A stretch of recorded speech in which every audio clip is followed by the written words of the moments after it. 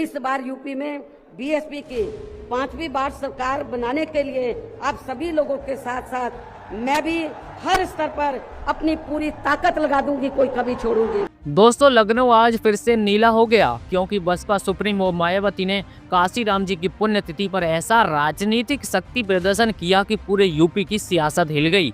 हजारों की भीड़, नीले झंडों का सागर और मायावती का गरजता हुआ भाषण साफ संदेश था कि 2027 का यूपी चुनाव अकेले लड़ेंगी बहन जी और दमखम से लड़ेंगी। चलिए दोस्तों, आज के इस वीडियो में हम आपको दिखाएंगे कि लखनऊ की इस ऐतिहासिक महारैली का पूरा हाल, मायावती के तेवर, आकाश आनंद का जोश और वो बयान जिनसे यूपी की राजनीति में हलचल मच गई है। तो वीडियो को एंड तक जरूर देखिए क्योंकि आखिर में हम बताएंगे कि मायावती की यह रैली 2027 की सियासत में क्या मायने रखती है। लखनऊ की सड़कों पर दोस्तों आज नीले झंडों की लहर थी। काशीराम स्मारक स्थल से लेकर रमाबाई अंबेडकर मैदान तक हर तरफ बसपा का रंग छाया हुआ था।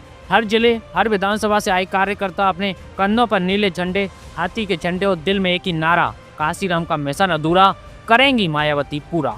आयोजन इतना बड़ा था दोस्तों कि लखनऊ पुलिस को विशेष सुरक्षा इंतजाम करने पड़े।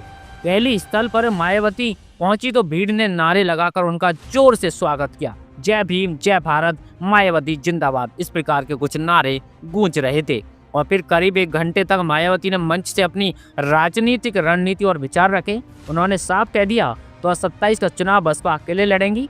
मायावती ने कहा है कि गठबंधन में हमें कभी फायदा नहीं मिला, हमारे वोट तो दूसरे दलों को ट्रांसफर हो जाते हैं लेकिन उनके वोट बसपा को नहीं मिलते। उन्होंने याद दिलाया कि 2007 में जब बसपा ने अकेले चुनाव लड़ा था तब यूपी में पहली बार पूर्ण बहुमत की सरकार बनी थी, यानी बहन जी फिर उसी मिशन पर लौट आई हैं। बहुमत की सरकार, बसपा की सरकार। मायावती ने अपने भाषण में सपा, कांग्रेस और बीजेपी तीनों पर ताबड़तोड़ प्रहार किया। सपा पर निशाना साधते हुए उन्होंने कहा, जातिवाद में सपा सबसे आगे रहती है। आरक्षण के मामले में उन्होंने हमेशा पक्षपात किया और पदोन्नति में आरक्षण को लगभग खत्म कर दिया है। उन्होंने सपा सरकारों पर आरोप लगाया कि उन्होंने गुंडों और माफियाओं को खुला संरक्षण दिया और आज वही हालात भाजपा सरकार में भी देखने को मिल रहे हैं। कांग्रेस पर वार करते हुए मायावती ने पूछा, कांग्रेस ने बाबा साहेब को भारत रत्न क्यों नहीं दिया?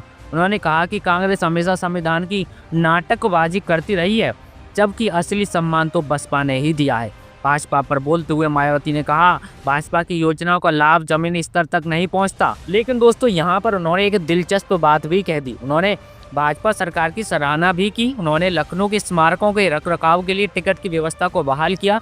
मायावती बोली, इसलिए हमारी पार्टी उनकी इस पहल के लिए आभारी है, यानी जहाँ गलती लगी वहाँ वार और जहाँ सुधार दिखा वहाँ धन्यवाद। एक परिपक्व नेता की पहचान साफ झलक रही थी। दोस्तों, रैली से पहले कई मीडिया रिपोर्ट्स में कहा जा रहा था कि कुछ बड़े नेता मायावती से गुपचुप मुलाकात कर रहे हैं, लेकिन मायावती ने इसे इस सिरे से खारिज करते हुए कहा, मुझे ऐसी कोई जानकारी नहीं है, मैं कभी छिपकर नहीं मिलती, जब भी मिलती हूँ तो खुलकर मिलती हूँ। इसके बाद मंच संभाला आकाश आनंद ने। उनकी बातों में जोश था, जुनून था और युवा और जाति। उन्होंने कहा, बसपा को मजबूत करिए, तभी बाबा साहेब के सपनों का भारत बनेगा। इस बार यूपी में 5वीं बार सर्वजन हिताय और सुखाय सरकार बननी तय है। उनकी यह लाइन सुनते ही भीड़ ने नारे लगाए, आकाश भैया आगे बढ़ो, हम तुम्हारे साथ हैं। रैली के आखिर में मायावती ने पूरे जनसमूह को धन्यवाद किया और कहा, आपका यह समर्थन दिखाता है कि हमने पिछला रिकॉर्ड तोड़ दिया, अब बसपा को हर स्तर पर मजबूत बनाना है। दोस्तों, ये सिर्फ एक श्रद्धांजलि सभा नहीं थी, यह था भाजपा का 2027 मिशन लॉन्च, जहां मायावती ने विपक्ष को एक एक करके ललकारा, अपने संगठन को मजबूत करने का आह्वान किया और साफ कहा, बसपा को कोई कमजोर नहीं कर सकता। तो सवाल यह है, क्या मायावती की यह रैली 2027 के चुनाव में नीले हाथी की वापसी की दस्तक है? क्या यूपी एक बार फिर बहन जी के नाम पर एकजुट होगा?